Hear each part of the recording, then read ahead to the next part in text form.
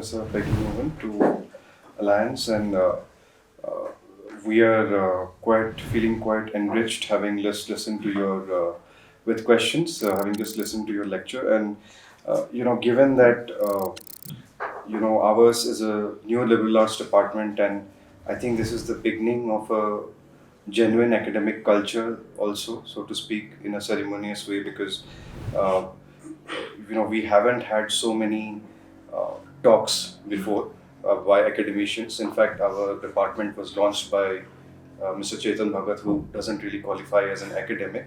So it's great to have you in that sense to really launch our department, and on a very wonderful note, I would say. I think uh, I would like to go back to probably when I was reading your book, one of the things that I kind of see is one theme that occurs is in the evolution of language, the role that is played by institutions, the state for that matter, or the kind of support state provides to new institutions, how such kind of interventions have a huge role in the evolution of language. And in that sense, I thought it would be interesting to begin on the note that, like for example, in our Department of Liberal Arts, we have a department called the Language and Literature Department, where where we have deliberately, conceived of the department as not just a typical department of literature, but also languages. So, for example, we have faculty researching and teaching Kannada. We have faculty teaching and researching on, Spanish. So on all these, and uh, I think we can make something of the way of that vision where language and literature come together as a singular department. So how what would you comment on that in your Well, experience? language and literature, how I would tend to approach it is that there's an interesting relationship between the two, because when we're looking into the history of language, we're forced to look at literary sources, because you can't go out into the field with a tape recorder and tape record people who died many hundreds of years ago. So we're dependent on the written record. We tend to have to know a bit about who wrote, what they wrote about. And then there's also the issue, when did the languages themselves come up? So it's almost like a tautology that we go back in time to the 12th century, at which time new languages, which are like the modern languages, appear in the written record. And yet at the same time, to what extent did the need to write suddenly bring new players into the game who were different from the old ones who wrote epics, wrote royal commands, who uh, memorized Vedas and different other scriptural things. So when new players came in who needed to write and write in a very different sort of way, I am imagining that they had a big impact on how language developed, standardized, and began to look the way it looks now. So if there is that kind of a relationship between language and literature, then they're really joined at the hip. Yeah, indeed. In fact, and another, I would like to sort of extend that. Maybe the relationship not just between language and literature, but also the relationship, I would say, between language and science also. Because in our conception of liberal arts, here in our department, we go back to this originary idea of liberal arts as something that includes even the sciences, not the engineering.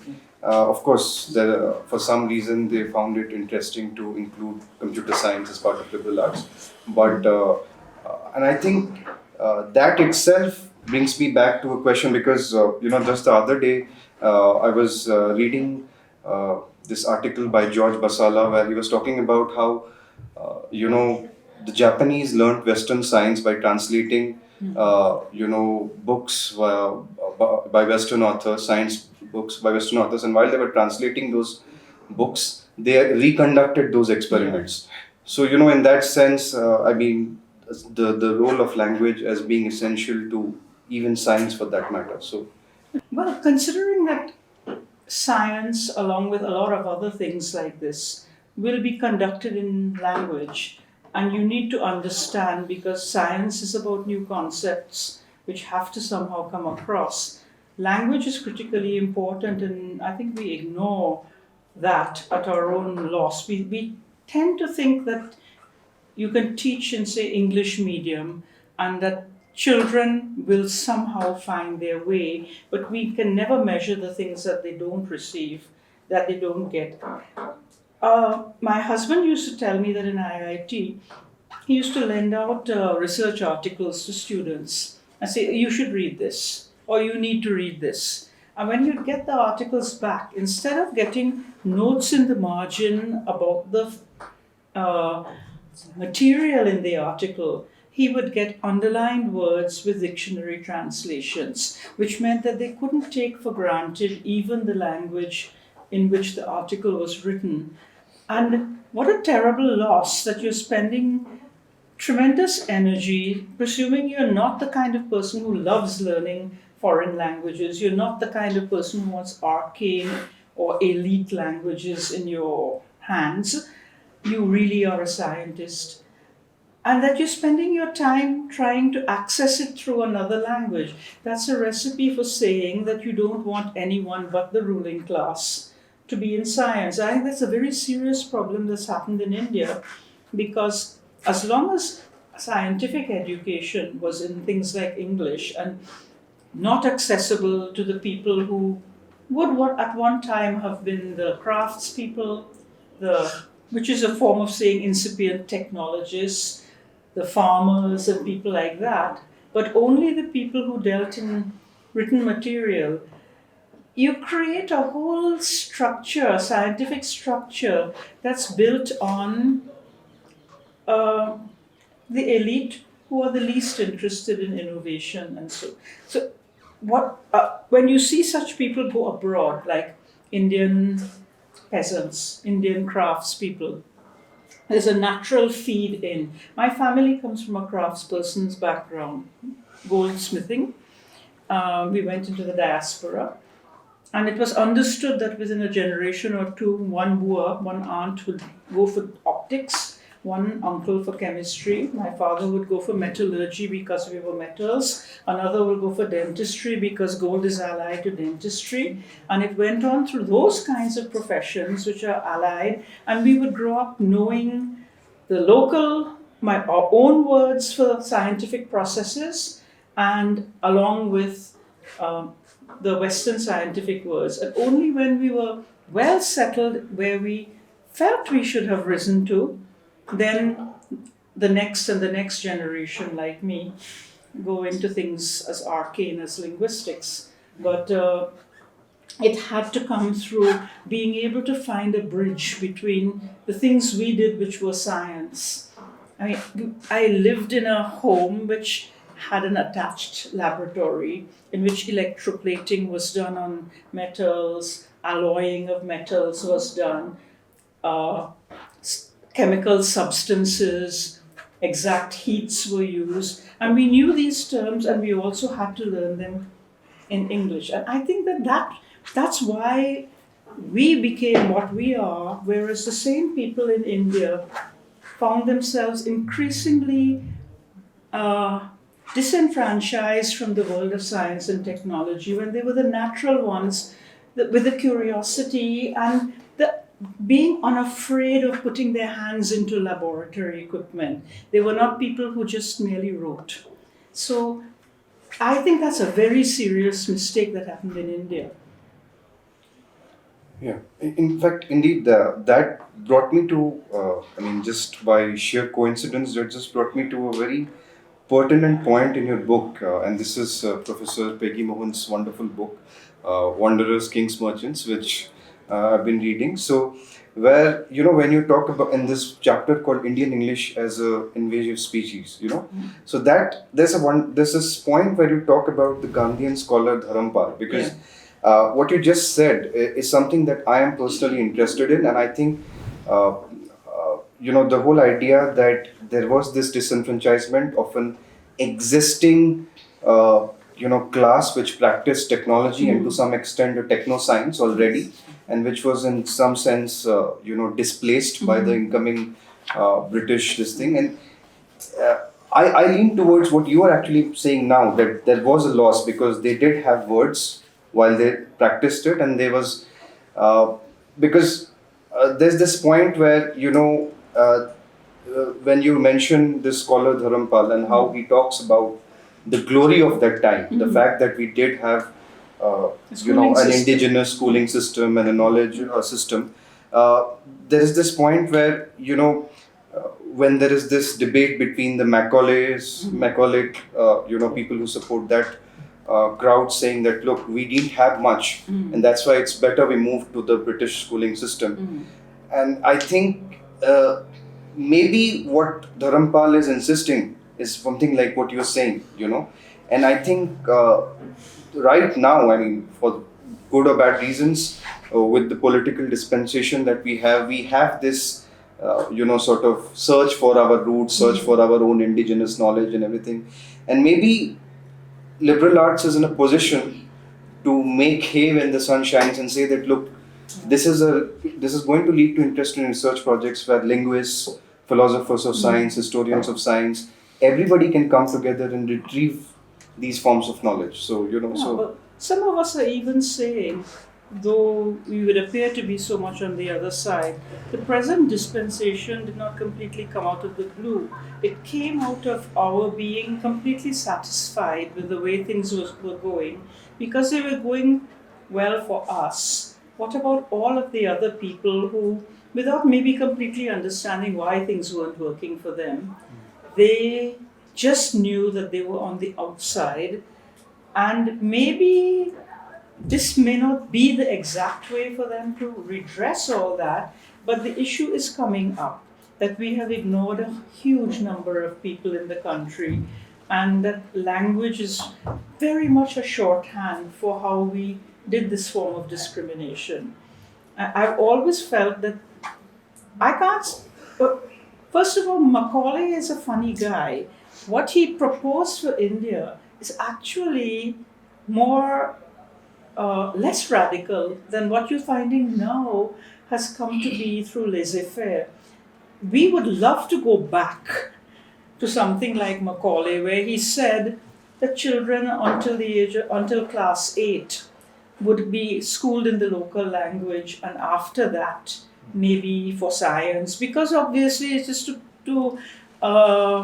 be of advantage of use to the British Raj, move into English. But the result of it was that in that system of education, and it was boys, we'll say Indian boys, learnt English as a second language, and they could probably make a transfer much more easily of the knowledge to the things that already existed in their minds. Something might have been working, they may not have been in research labs, but there was a connect between the old world and the new world they reached after class 8. Now that's not happening. Now we're seeing a much more sharp segregation between the kind of people who are comfortable in English and those who are not. In between are those who go into an English medium school and sit. I've seen these children. They sit looking out of the window, not because they're not listening, because they're exhausted. And they know that their job is to do nothing with their lives but make that crossing for their parents so that their children can be what we are. And it's a waste of a generation, it's cruel. So, could there be some other way? It's almost scary to think that what Macaulay had in mind was more humane than what we have now. And at the time he came into the picture, it was not. There was something else there. But there are things that had to be fixed, obviously. You'd say it couldn't be just boys. It couldn't just be that a tremendous lean towards only Vedic knowledge.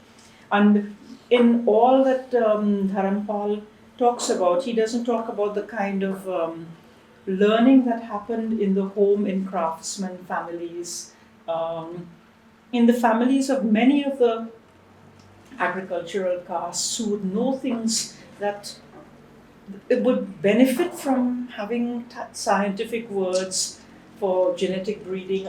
People have been breeding plants since for millennia. They didn't have words for it so that this knowledge could be passed on outside the family, but there could have been a better way to carry this on. And since you mentioned the Japanese did it by making it available and making it available to any Japanese person. I believe to this in this day, almost any book worth the while is available in Japanese within a month. I read that somewhere. And now it's only just beginning to happen in India. I look at places in Delhi like the government schools where they want to be as good as the private schools. So what do? They offer the A stream of the schools English medium education, and these children therefore have English medium textbooks which are the same as in the private schools, but the teachers don't understand the instructions. So what do? They make the kids stand up, read a paragraph, and sit down. No explanation. Because if there were explanation, the teacher would be exposed as not fully understanding the question that the child brought up. A very, very simple solution would be that if you have a teacher's text, you have it in English and with the same thing in the local language, so that there's no question about whether the teacher understands what she is required to do. And this is not a very difficult thing to do. But the fact that we haven't done it is because we haven't seen the urgency of the kind of transformation which we were talking about before the lecture. The kind of transformation that's about to happen is in the process of happening in India is with people who don't speak English, who are not like you and me, in that we were able to go through IITs or things like that. They are the ones who are going to change the languages, bring the languages in line with each other, resolve other kinds of issues, and who need to be able to access all kinds of scientific information without having to feel diminished by not knowing English. So, and it's not a big problem. It doesn't have to be one Indian language. There's so many Indian languages, as many as are in the schooling system. What would it take for this to be done in at least school textbooks? Yeah, in fact, indeed, I mean, this is a problem that you have discussed, in fact, in this very chapter, where, as you said, the point about being exhausted. I mean, this condition which you name as diglossia, which is, there is some kind of a pathological condition as opposed to what you call as genuine bilingualism. And while there is much to think about the more complex problem of formulating a policy for a large country like India.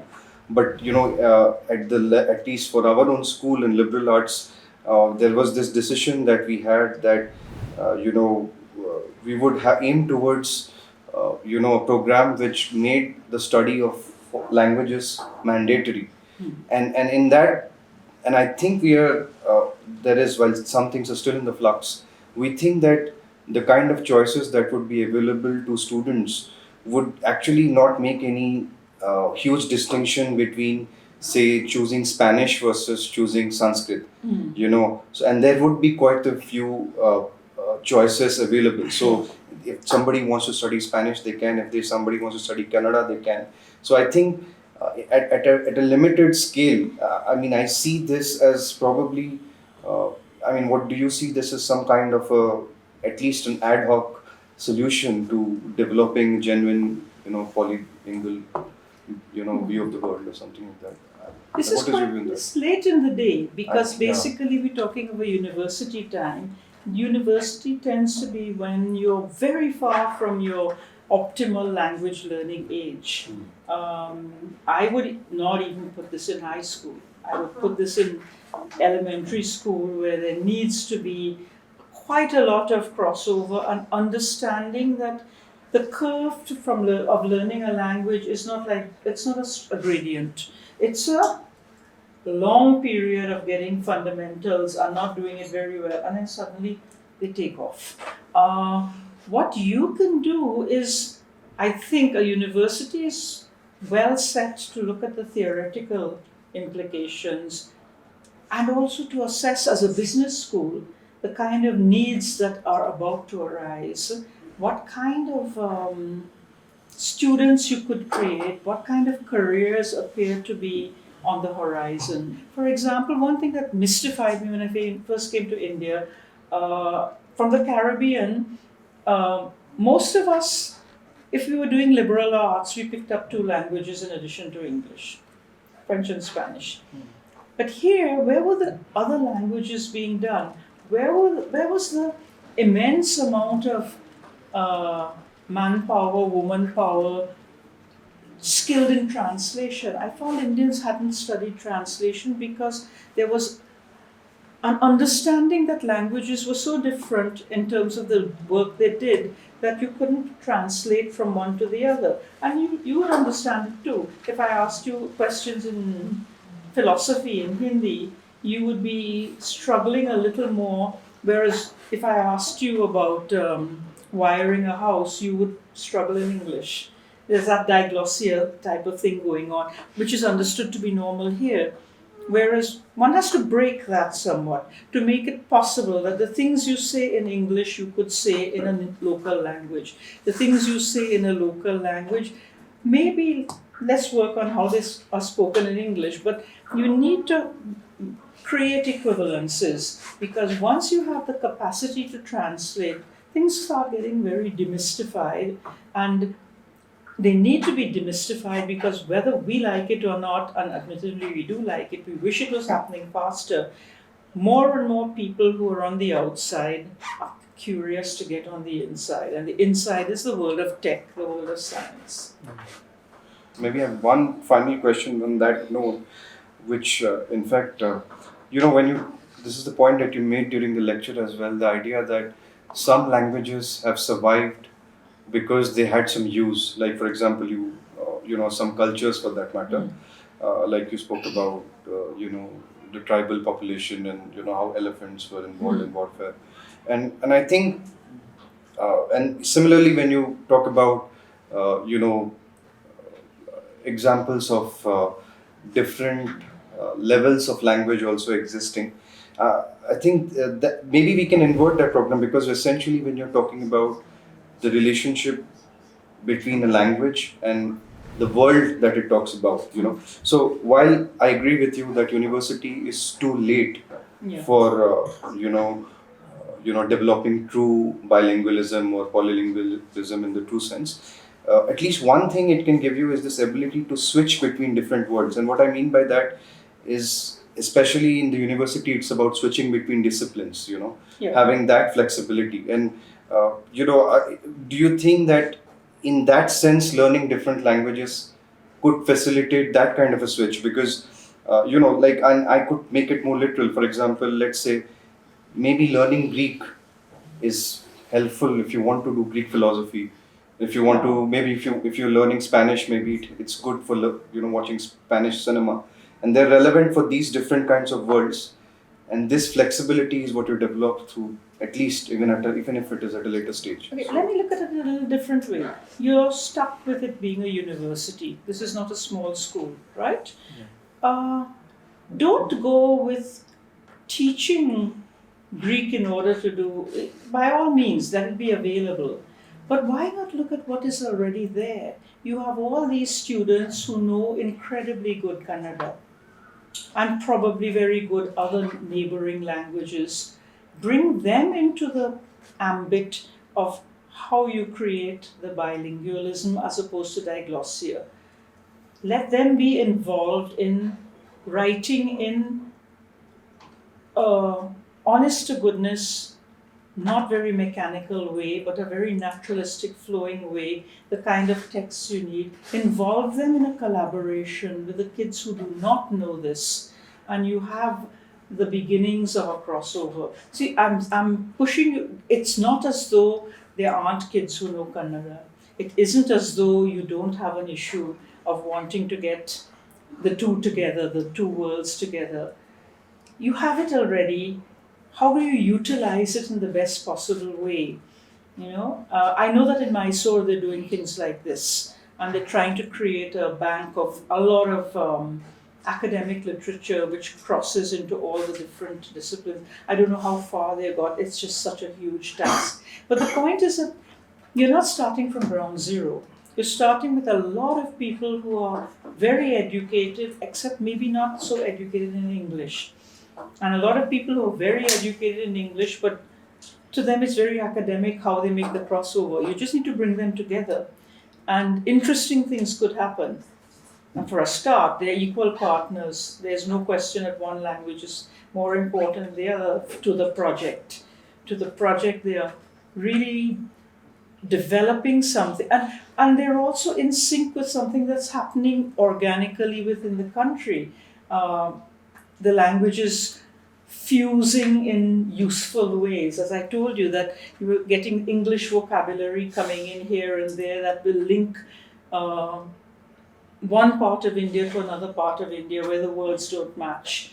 So since that's already happening and you have students and they're curious, you could think of all sorts of ways. I don't have to tell you, you think of them yourself, of how to utilize what is already there to create the kind of bridges you're talking about.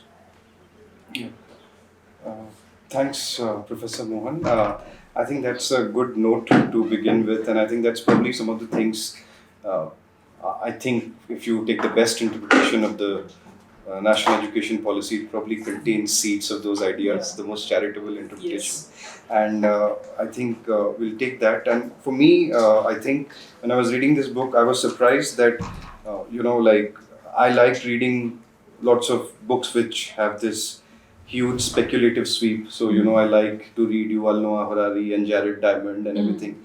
But I was surprised that for the first time there is somebody, one among us, who has taken, a sort of a historical scope that is that wide. As you said, there are very few, we tend to limit ourselves. So the fact that you have a huge canvas, so that was very inspiring. And I actually can vouch for the fact that this book has got way more substance than any book by Yuval Noah Harari. So We were I can, talking about this in the last. So I agree with that because this is, like I said, as much as it is speculative, it has also got rigor, and it is based on evidence of research that you have done, and it has got this of also razor sharp focus on language as the basis on which you make those claims.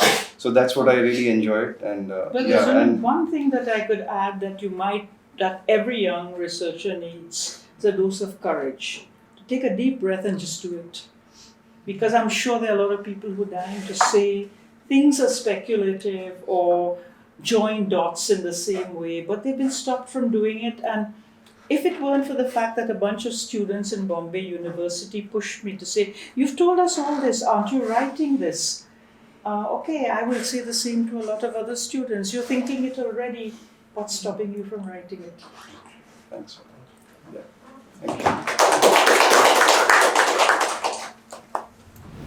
You don't agree with what that standard book I says? don't know what he said, but No, I mean, he just says that it's the same language. Yeah, but it's a British saying it. That's Yeah. it. So Oh, yeah. Indians will check. okay, so they spoke their Persian and they had this. They didn't give it a name.